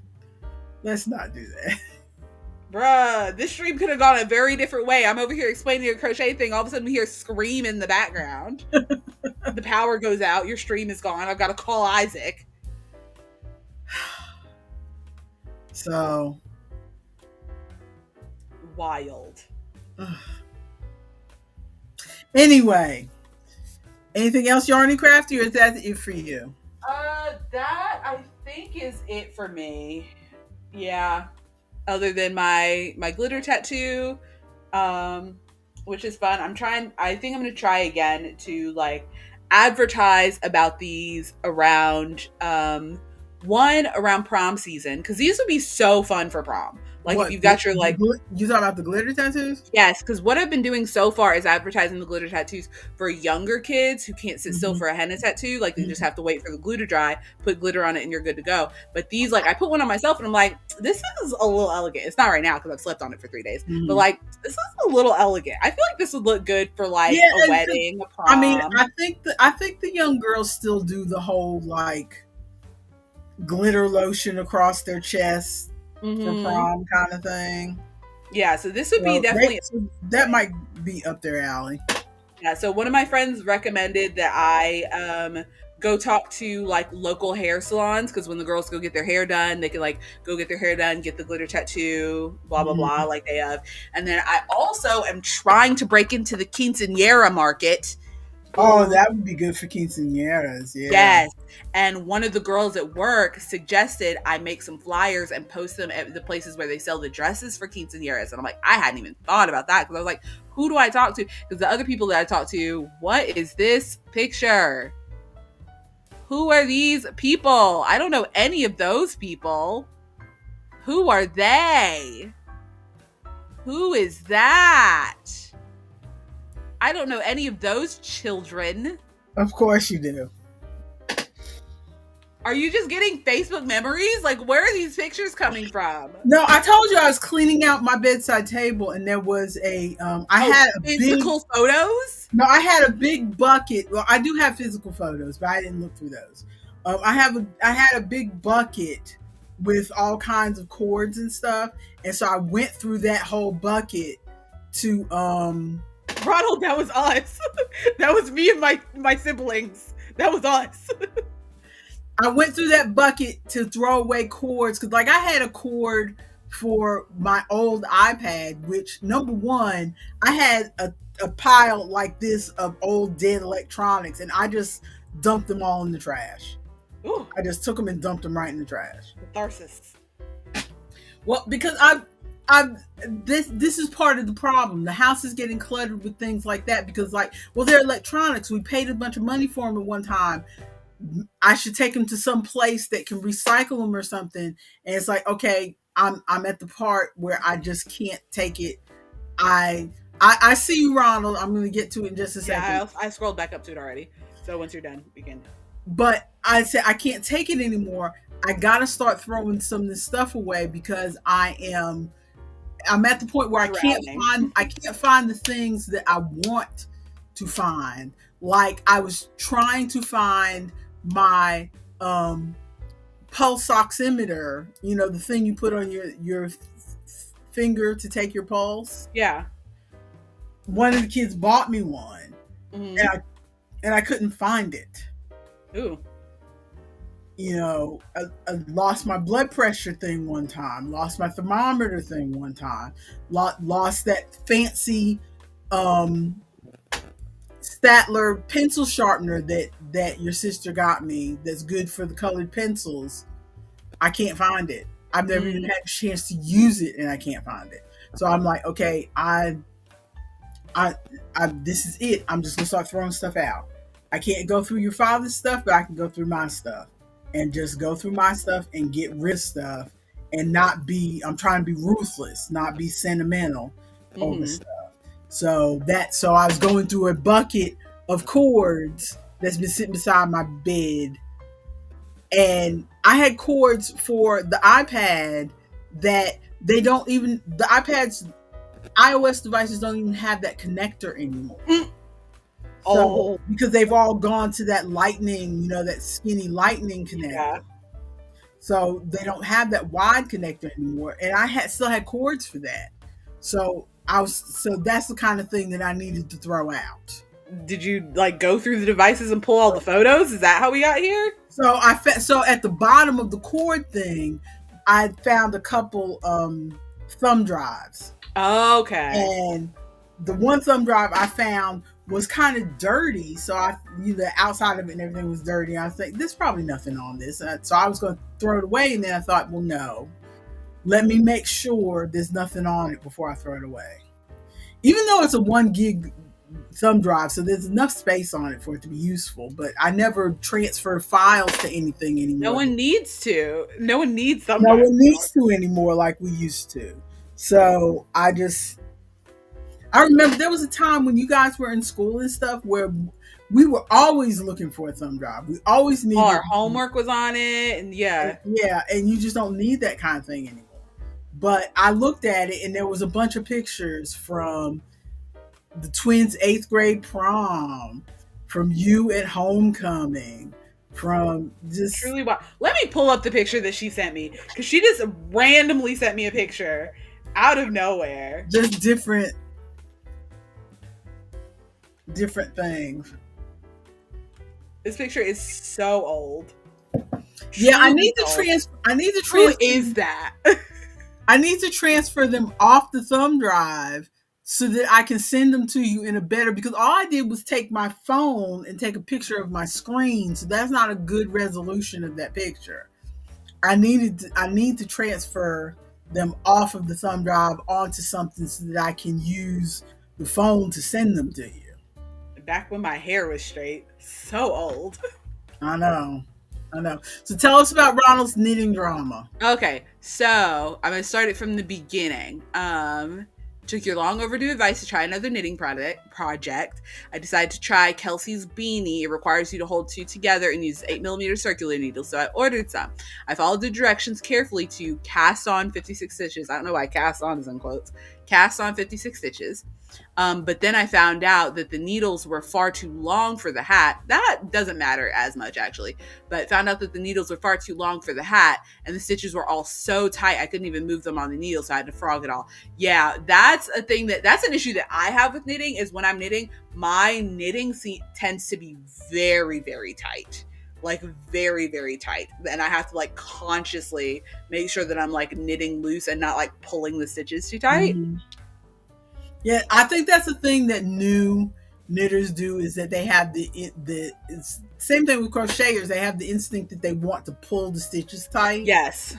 To make it because you don't want things with like holes and you want it to look neat. I can't remember if I ever went through that, because my knitting and crocheting are both so loose that I don't know if I ever went through that. Also, for your hat, if you're using circulars for a hat, I generally use a 16-inch circular, because that's usually the right size to make a decent hat that's going to fit most people. But doesn't it not really matter? Because if you like whatever the excess of the cord is, you can just kind of have like excess sticking out, can't you? And then continue to knit it right size. Technically you could do that if you're that kind of person. But I mean, if you're a beginner, it would be easier to just have the right size circular. Very true. Then use that technique of pulling the extra cord through. I just hate that Ronald's having to buy new needles. So he had to frog it all. Unfortunately. The 16 inches is what she recommended, but the store didn't have it when I originally ordered it. Update, everyone. I have hit purple. Good. Okay, so since we're on knitting and holding two together, this is the thing that I am working on. I'm almost done. I told you I was working on Aunt Terry's slippers. Yes. This is because I just can't face crochet right now. I know I had all those things. Just like I said at the beginning of this stream, I'm the kind of person that the minute I say I'm going to do this, or like set a goal of I'm going to do this, immediately my brain says, no, we're not going to do that. Just like last week, I decided, I'm going to try this Japanese walking thing, and I'm just going to start with 10 minutes at a time. What's the Japanese walking thing? I'll tell you in a second. Okay. But I said, I'm going to start the Japanese walking thing. Everybody remember this so that she can tell us. I won't remember. And then as soon as I said in my mind, this is doable, I'm going to do it. The next day, I woke up with a headache. My body said, no. Ooh. You're not doing that to us. We don't like to exercise. How many times do we have to tell you? Stop it. So I've only done the Japanese walking once. Japanese walk, I'll tell you right now, Japanese walking, by the way, it's the new thing they've done a study on. Apparently the Japanese have always done it this way, but they've just started doing studies on it. Where basically you walk kind of slowly for 3 minutes, then you walk fast for 3 minutes. Not run, but just like walk fast for 3 minutes. And then walk slowly for 3 minutes, and then walk fast for 3 minutes. And you do that till you get about 30 minutes worth of walking, and then you're done. And so I did it, but I'm ramping myself up because, I am not fit. So I did, I'm doing slow, fast, slow, and that'll get me roughly 10 minutes. Mm-hmm. And then I'm working my way up. And I'm trying to do this every day. But as soon as I said I was going to do it, I did it one time, and then my body said, stop it. Also, I'm trying to do, because I updated my Fitbit app and everything, and they started showing me active minutes. And I've been reading online on, the Centers for Health and everything about how, how they've been saying that, I know this isn't yarny crafty, so I'll be really quick. We are chaos today. But you know how they say that how the 10,000 steps was just a marketing thing. Yeah, I remember that. Right. Your father did not know that till I told him yesterday. He's still been aiming for the 10,000 steps. And now they say 4,000 steps is good, and then every 500 past that. Basically, in our age group, we should be getting like 6,000 to 8,000, so you don't have to aim for the whole 10,000. Right. Yeah, I think 8,000 is what my smartwatch is set to, like, give me a reward at or whatever. But also, I've read that from the American Heart Association, which you know your father has the heart issue. Mm-hmm. With the American Heart Association, they focus on active minutes, Mm-hmm. and so the goal on our Fitbit is 22 active minutes a day, Okay. and then that counts. Then you're supposed to be trying to get 150 active minutes a week. So if you do 22 active minutes a day, then that gets you 150 active minutes a week.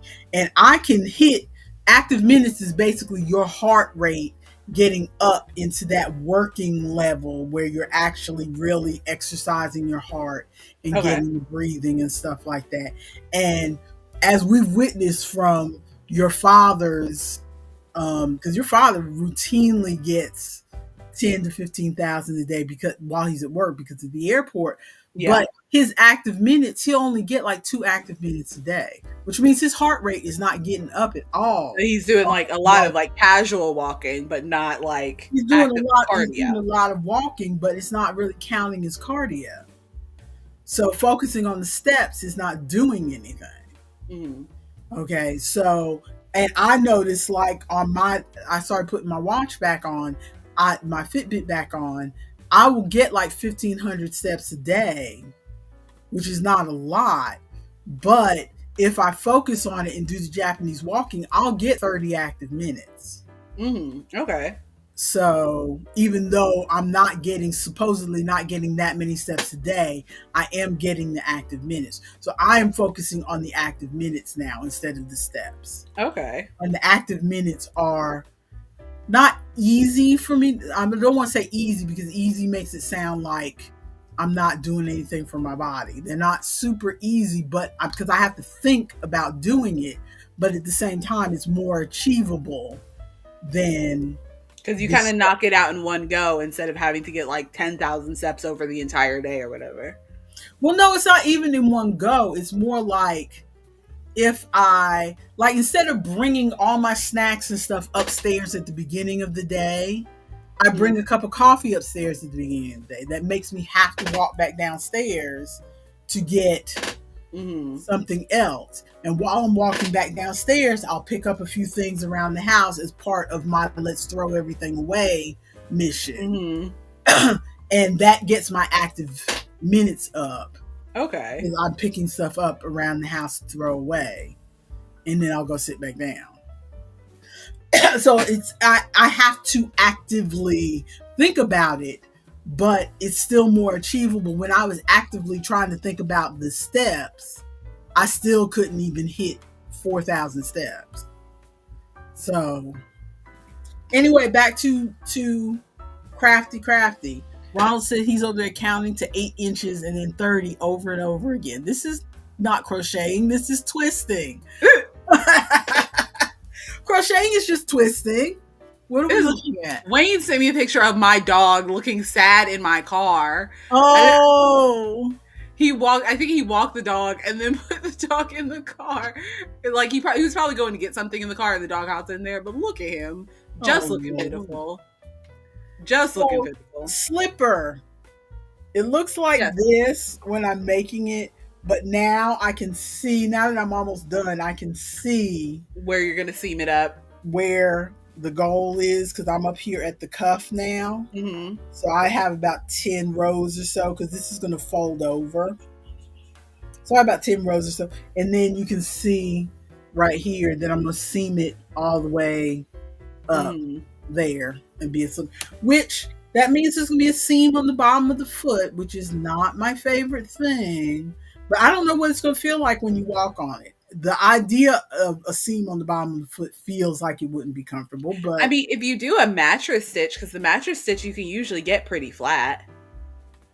But so yeah, I do not like the way that I don't like this color. I don't like it, but it's not for me. It's for Terry, and Terry likes basic colors. Terry likes neutrals. I think this is ugly, but Terry likes neutrals. So I like the slipper, and the pattern is easy to use. The pattern, by the way, is, not that we have a lot of knitters watching us, but just in case, the pattern is Better Dorm Boots, the deluxe version. The deluxe version. Yes, the deluxe version. Better Dorm Boots Taylor's version.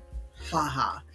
Because this designer Chris Basta, she has like several different versions of the dorm boots, Mm. and so this is the deluxe version. If you go on Ravelry, you'll find about 5 dorm boot patterns that she has. And I think she even has a crochet version of the dorm boots. I'm about to be at the end. I just hit blue. Good for you. So now that I understand where I'm going with this, I think the second slipper will go faster. Yeah, I like it now that you've added that color. I think it'll go faster. And I like the way these dorm boots look, but I think I would like them better in a solid color. I probably should have just gotten some brown and done it in brown, and I would have liked it better. And she likes brown. So I feel like in a solid color it would look more boring though. Like the speckle adds like interest. I guess. I feel like the speckle makes it look homely and not in the British way. But what do I know? Because I like the contrast of the garter on the heel and the stockinette on the sides, but I feel like you can't see it very well with this speckled yarn holding the two colors together. I feel like you could see it better. But again, anyway, that's what I was working on. I'm looking at now, I got 15 rows to go and then sew it up. Okay, other than that, I've really been in a mood to color. And I know I said I was going to do all skeletons for the month of October, but again, as soon as I said that, I decided I didn't want to do that anymore. So I'm going to go back to my skeletons, but I decided that I wanted to do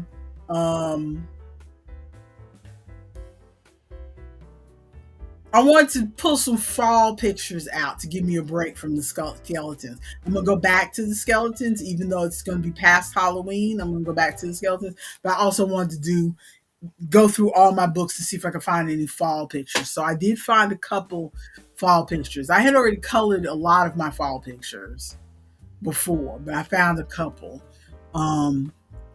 Meanwhile, I don't know where Artemis went. Probably forgot her charger cord, because this is the time of day that she realizes she needs to plug in her phone or her laptop. But anyway, let's see. Ronald says that his current crochet project is a color pooling one. I saw somebody doing color pooling on what's his name? Gilded something crochet. That guy who does the yarn reviews that I like. Yes, I'm calling her out because it happens every week. She doesn't grab her cord for her laptop, and then all of a sudden she has to run and get her cord for her laptop. Is that where you were, ma'am? No, I was talking to him because he's about to leave, Wayne. One, he's about to leave. Two, he was rereading his hospital paperwork, and it looks like he's having the surgery. They had to change the time of the surgery, so I'm gonna have to take him over to the hospital at like 9 in the morning. Mm-hmm. And then at least it's not 5 in the morning. That's true, but 9 in the morning still isn't pleasant. Just because one thing's bad doesn't mean something else isn't bad. Two, they just informed him, like when he was going to get his vitals done on Monday, that he actually had to pay $200 before the thing takes place, before they have the surgery. And then he was rereading the hospital paperwork, and it looks like he might have to pay another $250 as a deductible before they do anything. And I'm like, where is all this money coming from? They didn't say any of this before. Oh, that's rude. Yes. I'm about ready to cuss some doctors out, because this is like, you're already charging truly so much money, and now all of a sudden you're asking for all this money up front the week of the surgery? Yeah, that doesn't sound right, because it seems like there was some sort of law passed or something about how they have to be Up clear. front. Yeah, clear with you up front about what the charges are, because I remember 5 years ago, I hadn't been to a doctor for a while, and then during the pandemic, I had to go to have an emergency tooth pulled because I was in so much pain, Mm-hmm. and they spelled everything out and showed it to me, and they had it printed on the paper and had me sign it before they did anything, so telling me this is going to cost this is what your insurance is probably going to pay this book. And I had never experienced that at a doctor before. And then when we all did, I don't know if you were with us that time, but we all did that group visit to the eye doctor, and then we went to Moe's for Mexican food after. Nope. Y'all did that without me. We all went at the same time to the new eye care direct or wherever it was that opened up in town, and Mm-hmm. because we all needed glasses, and they spelled out every single thing, and this is what your insurance pays, and this is this and this. And that's when it hit me, oh, this must be just something new that doctors are doing or something, because ever since then, every kind of eye care or dental visit I've gone to, they have spelled out very clearly what was going on. So I'm surprised that your doctor did not do that. His dentist did not do the same thing. Yeah, well, part of the issue is I'm getting all this information secondhand because Uh-huh. because several of these doctor visits, like I'm at work and he gets an Uber or he has a friend take him, and so I'm not there. Also Okay. giving the information, and so I don't know. Like I haven't seen all the paperwork. I don't know if it's like So maybe maybe they're giving him a paper and he's just not telling you about it or not seeing it or something. Because a lot that happens a lot of times. The person who is getting the care is in so much pain or is so confused or whatever that they don't he is know, truly so stressed about this. Like that he they is, don't see all the stuff. So it could be they spelled it all out and he was stressed out about it. and he was stressed and didn't tell you. Because this is the most stressed I think I've seen him in a long, long time. Like he is very stressed. Like he's stressed out about how much pain he's going to be in after the surgery or even during the surgery. Because he multiple times when he's gone to have teeth like worked on or pulled, they give him the anesthetic, but it's not enough, and he still feels it like when they're working on Mm-hmm. him. So Mm-hmm. he's worried about how much pain he's going to be in. He's worried about like if they're going to give him any like medication to take afterwards. Because doctors are like, I mean, understandably, but doctors are like real stingy about pain medications because Mm-hmm. people like abuse pain medications, but also like the pain medications are there for a reason for Yeah. people who have pain. Yeah. Yeah. Well, it's unfortunate. We will send out good vibes for him. Thank you. And Okay, so Ronald said that the color pooling he's doing is that gilded loop crochet or whoever it was that I was mentioning, because hashtag same algorithm. yep. Okay, it is 12:15, so we only have a few minutes left. So I'm gonna show you the coloring that I've done. I did a couple in World in Jars. Mm-hmm. I've done let's You're gonna see. make me little. No, make me little. There we go. Okay, so I did this one. Ooh, very fall, very in theme. And that's what I was saying while we were talking to him, is that I took a break from the skulls to try to find some fall pictures. I like this one. I'm gonna go back to the skulls, but And there's still a little skeleton down there. What is he doing? Reading a book? yes, he's reading a book. So cute. Yes, he's reading a book. And this was watercolor. I was doing all Crayola fine liners. So I think all of these are Crayola fine liners, I'm pretty sure. Okay, and then this one is, I had already done some fall pictures. This was not exactly fall, but I figured since we were close to Halloween, it was magic like. So I figured magic goes kind of with Absolutely. Halloween or whatever. So Ooh, a wizard. I love I the colors of normally this one. I normally avoid these pictures because I don't like faces in this book. I don't like the But way it's this so artist cute. draws faces, so but I liked the magical part of it, so I thought this I would be good for Halloween, so I did this one. I like this better than the other skull one because it has a black background. I wish that Yeah. the other skull one that you were doing has a black background instead of a white background, because the black Hmm. background just makes it feel more complete, whereas the Hmm. white background feels like you just kind of threw some stuff on the page, which is exactly what this is. But But you're also a person who does everything in dark mode, so I think that's why you like I the black do, background. I You do all do. your devices in dark mode. Even on my VR headset, my menus are in dark mode. So yeah. And the water, yeah, the paper ate up a little bit on this one, on this book too. So I think it's just maybe Amazon paper in general. Mm, So that's these two. And then I did one in my best of 2023, which mm-hmm. I still have a few pictures left because I have like 3 or 4 Christmas pictures in here that I'm probably going to do after Thanksgiving, maybe, because I saved the Christmas pictures just because I was not in the mood for doing Christmas pictures. So I've got a good, I think, 4 or 5 Christmas pictures in here. Tell me why I was getting Christmas advertisements the other day on YouTube. Yep, It because is it's not even Halloween yet. I know, but they're doing it already. I hate And it. again, in this book, I've colored most of the fall pictures, but I did find one more fall picture. So, and this one I kind of messed up a little bit, but It doesn't look like you messed up. It looks good. well, you can't see it is because the color looks lighter on screen, but like this blue up here is very dark. And Oh. it's supposed to be the sky, but it looks like they are raking in the yard at night.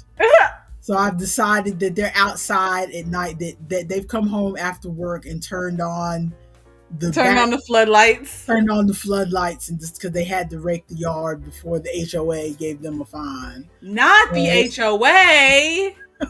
why else would you be raking leaves at night? Furious. Furious. You've just enraged me again. I also don't really like coloring with yellow because you can see the spaces here where the yellow doesn't really fill in. I just don't like coloring with yellow. But Mm. Yeah, yellow is definitely one of those colors that you have to like go over it a couple times. well, it's like as you're coloring it with the yellow, you're not sure if you're getting it all, and then you have to wait for it to dry. At least with the markers I'm using, is like the yellow looks like you're almost not putting anything on the page, and then you wait for it to dry, and then the yellow kind of develops like a Polaroid picture, and then Mm. you see all the spaces where the yellow didn't fill in. But I decided to just leave it. So yeah. And I'm doing, which you'll probably see next week, I'm doing another picture from one of my George Tufexis books.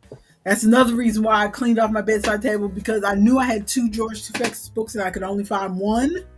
So I was Mm-hmm. like, they have to be around there somewhere. And they were on my bedside table. But I've got a picture I'm coloring from my George Tufexis book, which is very fall like, and this is my first time using the fine liners in the George Tufexis book, and I feel that I like the fine liners better. In that book. That yeah, because I've been searching because the George Tufexis kind of stresses me Because they have tiny details. because they're so tiny, the details, and I was like, I don't, and like using the alcohol markers, they bleed too much. The alcohol markers work fine on like my Sach and Sach Diva book because you have the thick black lines around, so if it bleeds a little bit, it doesn't matter. Mm-hmm. Or in one of my mystery mosaic books, if it bleeds a little bit, it doesn't matter. But in those George Tufexis books, you cannot use alcohol markers because they just bleed into each other too much, and it looks messy to my mind. I know you said that it looks nice and watercolory, but to me it looks messy. And I've done a picture or two with colored pencils, and those look nice. But and that's what George Tufexis recommends. But to get the depth of color that I want, you have to really color, and it makes my arms tired to use colored pencils on a George Tufexis book. It Did just you try using Prismacolors on the? Because you have Prismacolors, don't you? Prismacolor color I pencils. have a few, and I have used Prismacolor in one of the George Tufexis pictures, and that did help. But it's still, I just feel like I just really like bright colors Yeah. in my books, and colored pencils in general don't really give me the bright colors that I want. I mean, I've done a couple pictures. We discussed that last week. I've done a couple pictures in the World in Jars using colored pencils that turned out pleasant, but I have my alcohol markers are those illustration tones, so they're more muted. But when you do finish the picture, I'm pleased with the picture, but I'm more pleased with my Crayola fine liners, where I get some really strong colors out of them. I just like really strong colors, deep colors. I don't want the muted colors. I like strong, deep colors when I color. That's what's satisfying to me. So we just have a few minutes left. Do you have any media consumption that you would like to tell us about? Oh, I got Wayne. Wayne and I had a movie night, and I got him to watch Scary Godmother with me, the first one, not the second one. I got him to watch Scary Godmother with me, and it was good. That movie is so campy. Like, it's absolutely a kid's movie. It absolutely was made in the early 2000s based on that animation style. But it is very campy, very cheeky. Like, it's very cute. I've never heard of it. I watched that movie on repeat during Halloween. You don't remember seeing this at all? No, I don't. But that means nothing. Okay, I'm going to zip through a few of my shower thoughts right quick and combine them with our media consumption, unless you had some other media stuff to talk about. No, I'm just pulling up Scary Godmother. Okay. Chia seeds and yogurt. You saw me notice this. Yes. You set me on a rabbit hole looking at chia seed stuff. I know. You saw me mention it. For those who weren't in the Discord, I watch some healthy people on TikTok, and they like to throw chia seeds and stuff, and I always get grossed out. And then it occurred to me that when we go on the cruise every year, there is this strawberry soup. Sometimes it's a peach soup. It's basically like a yogurt smoothie in a bowl. And it didn't occur to me until recently that there's chia seeds in there. So I've been eating chia seeds. I don't know why the chia seeds gross me out. And the yogurt that I buy, the Activia yogurt, they must have changed how they process it or something, because now it is more liquidy. And I have to stir it up some. It's not as thick as it was when I was buying it 6 months ago. And I thought it was just a bad batch at first, but I bought it from several different stores, and it's just liquidy. They've changed what they're doing to it. And so I thought maybe if I put a little bit of chia seeds in it, soak up a little bit of that liquid. So I'm going to try that. But Walmart, the chia seeds, they only sell like these big bags of chia seeds for $15. And it's like, I don't even know if I want the chia seeds yet. Why are you selling me $15 worth of chia seeds? So I'm going to have to get them on Amazon, where I can get a small bag for $3. Okay. Also, have you seen the Skims Ultimate Bush thing? I know it's been all over the news. Have you seen? No. What is this? What? Kim Kardashian, in her infinite wisdom, has decided to sell thongs that have fake pubic hair on them. That cannot be a decision she made on her own. For $36 a piece. Not $36 when you can grow it au natural. Exactly. That's what everybody is saying on the internet. Why am I going to spend $36 when I can grow my own? I mean, unless there's an alopecia issue, because they do sell, what are they called, merkins? Yeah, merkins. Yeah. That is so wild. I just thought I'd mention it's wild. $36. It's one of those. It's one of those things. Like exactly, Ronald. All of your algorithm too. It's one of those things where if you hadn't gone hog wild trying to With all the mess with, laser hair trying removal. to exactly with the laser hair removal, trying to mess with what nature gave you, and now the tide has turned and it's more fashionable for you to have your bush and to leave your underarm hair alone. Then and so now you've lasered everything off.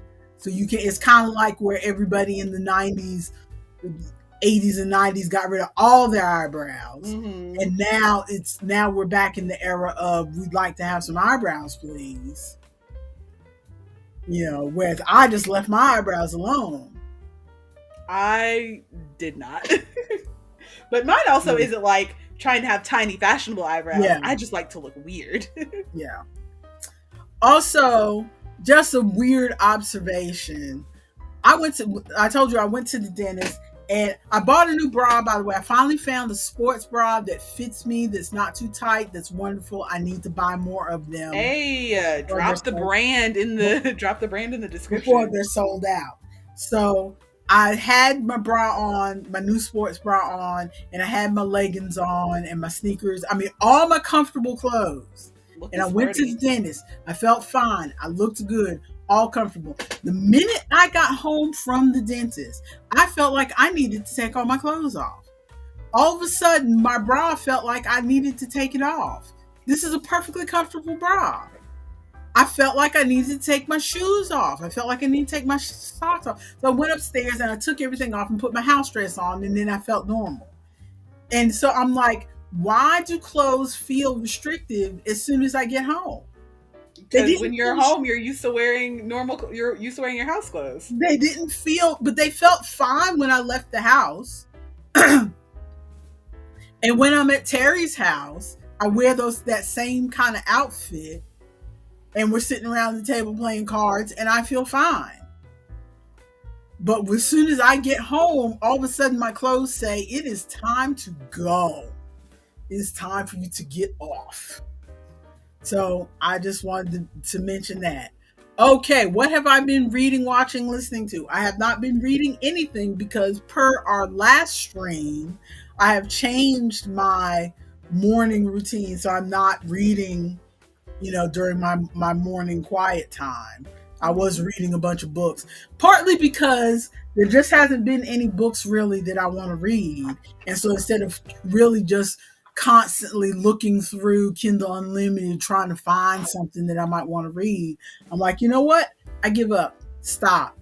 And so I've been playing games and or watching things during the morning. I hit another little lucky streak on my gambling games. Ooh, I stopped playing the gambling games. I know. I was on the edge of losing money.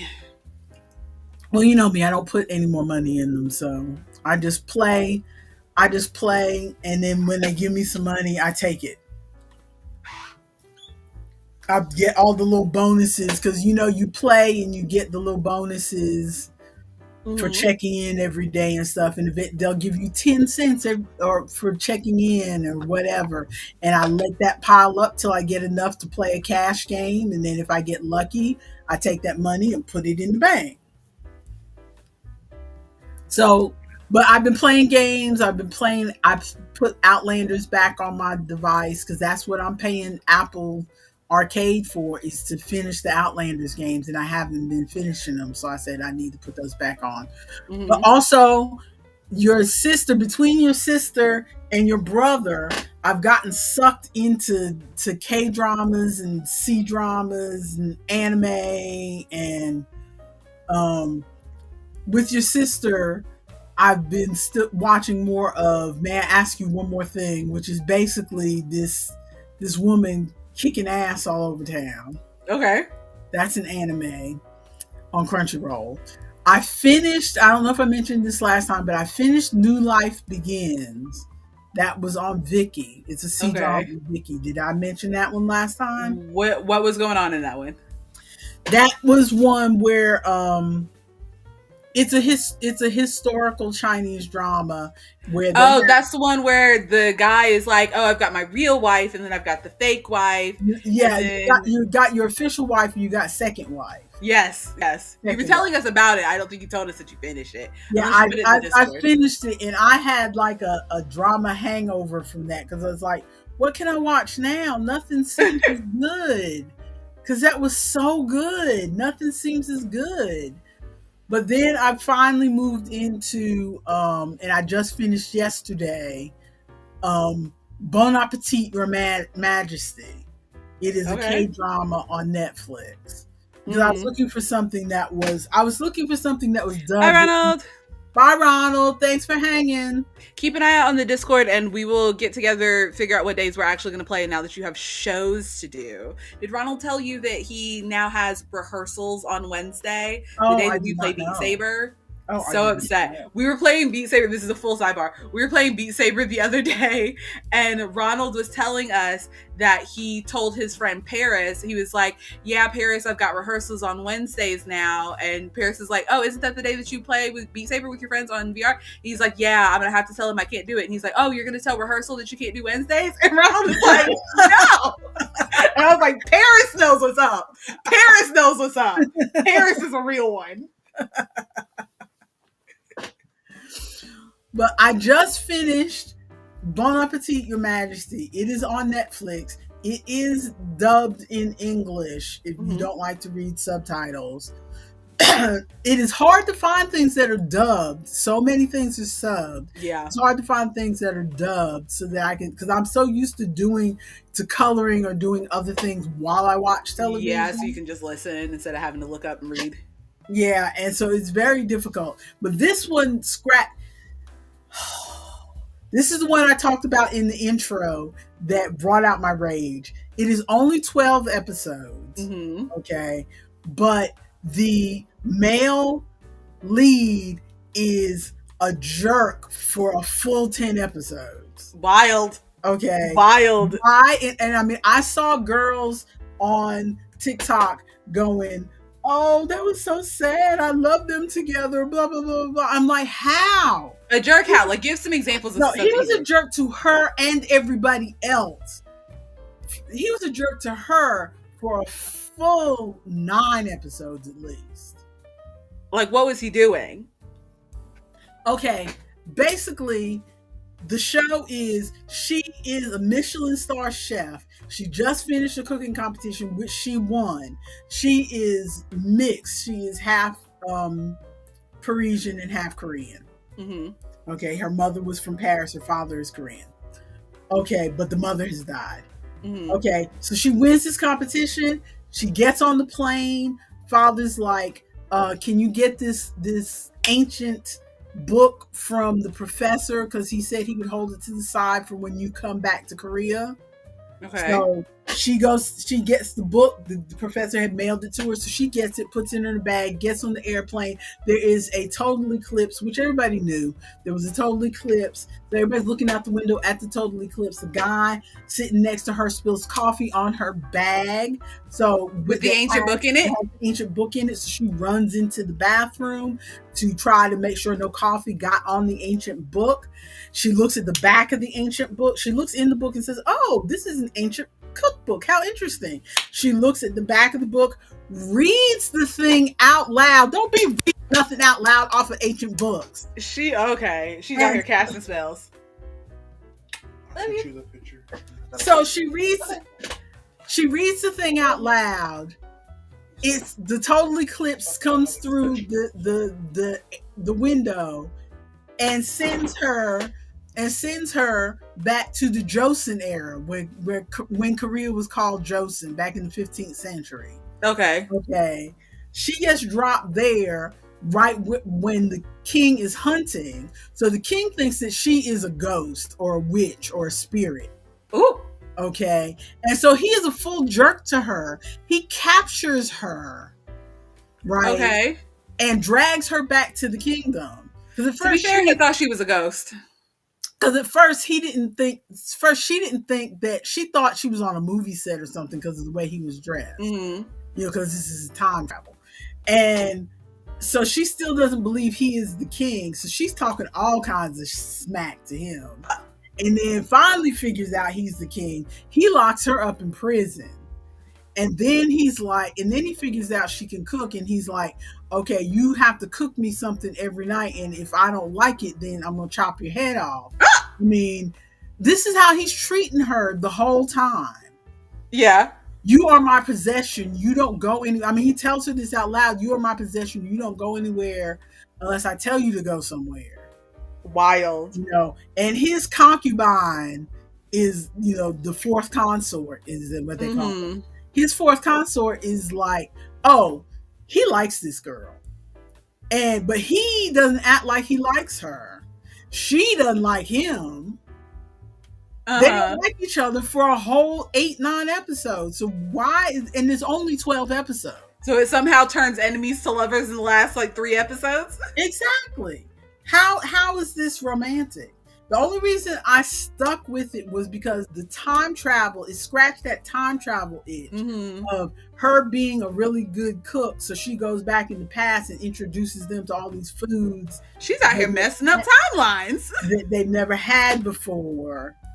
And so that part of it was fun. The cooking part of it was fun. And it occurred to me that we don't have that kind of trope in American television where someone has the magical cooking powers that, you know, change hearts and minds and, you know, mellows personalities and all kinds of stuff. Like we don't have that trope. And so I was enjoying, because, you know, I like anything with a food theme. I like a board game, a video game, a movie, anything with a food theme. I'm for it. Actually, back up. We have Ratatouille. We had the Disney's Ratatouille. I've never watched Ratatouille. You've never watched His cooking changed hearts and minds.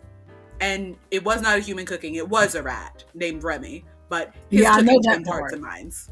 His cooking changed hearts and minds. See, the only one I could think of that we have, and that's not even American, is Babette's Feast. I don't know what that is. It's like I think Babette's, and I think like Water for Chocolate was similar, where, and that's not American either, where they cook and their emotion goes into the food. So like if you were sad when you were cooking, then when the people ate it, they all started crying. Okay. And if you were, you know, really thinking of love and stuff when you were cooking, then when people ate it, they're all humping in the corner.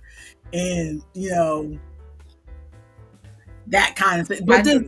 But it seems like in Asian, like anime and K-dramas and stuff like that, it's a recurrent theme, whereas in American, I feel like in those countries, food is kind of a one-off. I feel like in those countries, food culture is just more prevalent anyway. Like more of what we do here is like, unless you're in the kind of family where food is like, oh, I've got my great grandmother's recipe or something. It's more of just like, I learned this recipe on TikTok. I found this recipe on Instagram. I'm like, or it's food is obviously important because we have to eat it to live, but it's not like where the food comes from and how the food is prepared is not as ingrained in our culture unless you come from a cooking kind of culture. Yeah, but I enjoyed the food part and the time travel part where she's introducing them to new concepts and stuff. But the romance was not a romance to me. It doesn't sound like a romance. It's not a romance. I mean, the last few episodes, the stuff that they were doing in the last few episodes, if they had brought that in earlier, I would have appreciated it more. Well, that's usually how the enemies to lovers is it's like it's obviously a slow burn, but like you have signs way earlier that like, oh, these people actually like each other and they just don't realize it, as opposed to they're being hateful to each other right up until they kiss, I guess. Yeah, because like in the books, like when I read books or something, when they're in the male character's head, he may be thinking a thing, but then it comes out more angry than he meant to say it. Yeah. But you can see that. But in this one, they didn't have any of that. No of him internal monologue. of Yeah. him doing the internal monologue and thinking the thing, and the whole reason why he is such a jerk, which I won't say anything because somebody might want to watch this, Mm-hmm. but the whole reason he is a jerk, they don't really bring it in Until until the last few like episodes. episode 10 or so. And it's like, I mean, they mention it a little bit in the beginning, but they really don't make you feel sorry Yeah. for him Because until episode. it would be different if like he keeps her locked in the dungeon, but then we cut to him and he's like sitting thinking by himself saying, "Oh, the country like thinks that I'm this hard ass and I've got to figure out a way that I can like keep this lady around without having to kill," like, you know what I Yeah, mean? exactly. Exactly. But it just They so had I'm to do moving on to Mr. Queen is what your brother recommended. that. Mr. I Queen. found Bon Appetit, Your Majesty on my own, just like I found New Life Begins on my own, because I was still on a hangover from the Apothecary Diaries, which your sister introduced to me. Mm-hmm. So now I'm going to try Mr. Queen, because I found another one that I tried to watch, but the male character was such a jerk I could not get through it. Mm-hmm. I watched like the first episode and I was like, nope, can't watch this. Yeah. So hopefully Mr. Queen will be really good. But again, it's not dubbed. It's only subbed. So I'm probably going to be knitting through it because I can't. That's the only thing I can do and read subtitles Yeah. is knit. I can't really color or crochet and read subtitles. So Well, we gotta get out of here. yeah, we do. But we did cover everything on our list.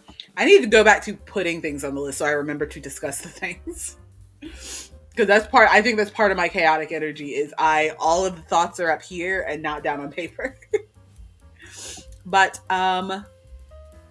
if you enjoyed the video and all of our ramblings and talkings and our cute Halloween background, this is the last time you're going to see it because next week is going to be November. If you enjoyed everything, like, subscribe, notification bell, leave a comment. What comment should they leave? Leave a comment with some tea because I didn't get to hear the tea about Mr. and Mrs. Dentist. So leave a comment with some tea, just some random tea about people I don't know. That's what I want. I love normal gossip has not come back for their next season. I need some drama that does not affect me. Leave me some tea. Leave you some tea. Okay, well, thank you for hanging with us. We'll see you next week, people.